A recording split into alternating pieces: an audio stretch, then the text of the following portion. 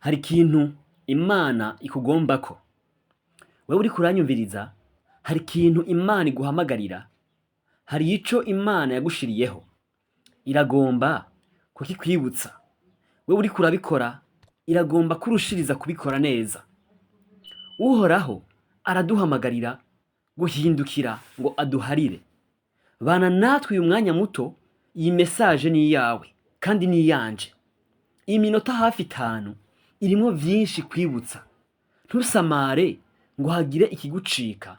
Ni Femi TV, kora subscribe, tubandanye.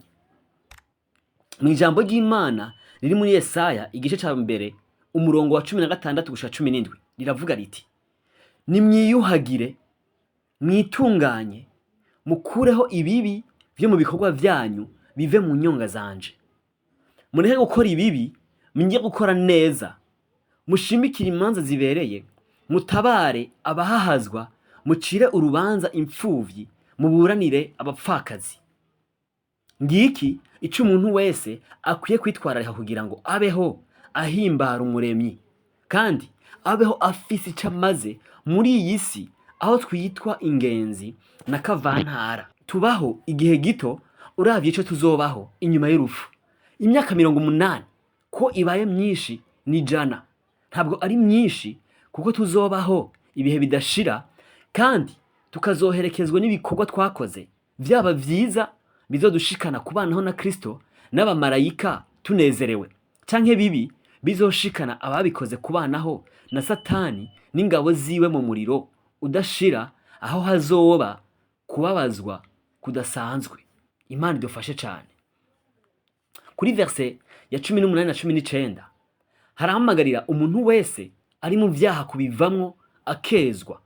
Ni urugamba rutoroshe ariko rushoboka kuko harimo inyungu, nkuko tuyibona kuri verse ya 19. Reka tuhasome, haravuga ngo 18 ngo enda nimuze twitature niko Uhoraho agize.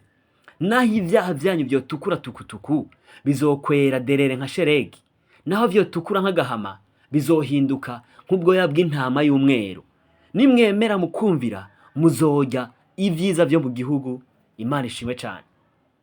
Ivyiza vyo mu gihugu ni ivy'abejejwe, ni ivy'abumvira Imana bakagenda uko bibereye, ni ivy'abahevye vyose bagakurikira Kristo yaturihiye ikiguzi c'urupfu rwo ku musaraba, aho amaraso yiwe ariyo tumesuramwo imyambaro yacu ikera derere.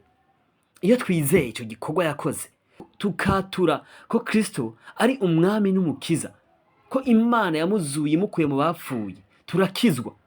Aha ni ku giti c'umuntu umwe wese yizeye Kristo, akatura n'akanwa kiwe ko ari umwami n'umukiza, avyigeresheje umutima. Ninde adashaka kujya ku vyiza vyo mu gihugu? Hariho ingororano canke impembo y'abatagomba kujya ku vyiza vyo mu gihugu.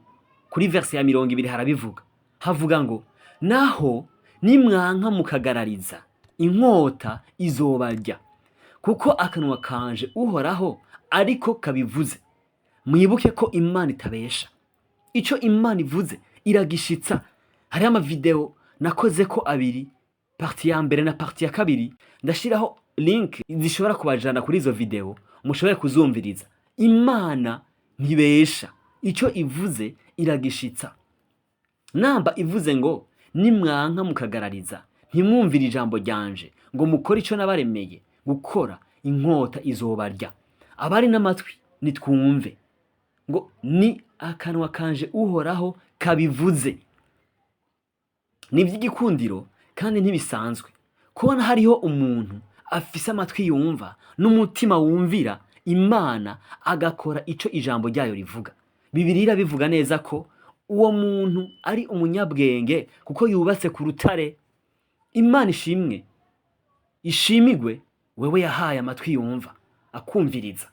Dukomeze kwitwararika gukora ivyiza, dukomeze gukora neza, dushimikire imanza zibereye, dutabare abahahazwa, ducire urubanza impfuvyi, tuburanire abapfakazi. Ndabashimiye gukomeza kubana natwe. Ubu butumwa tubashikiriza mukomeze kubusangiza abandi. Ubere umugisha abagenzi bawe, inshuti zawe n'abandi. Umwami Imana akomeze kukuzigama no kukugirira neza. Mugire ibihe vyiza. a très bientôt muri video ikurikira, ndabakunda cane.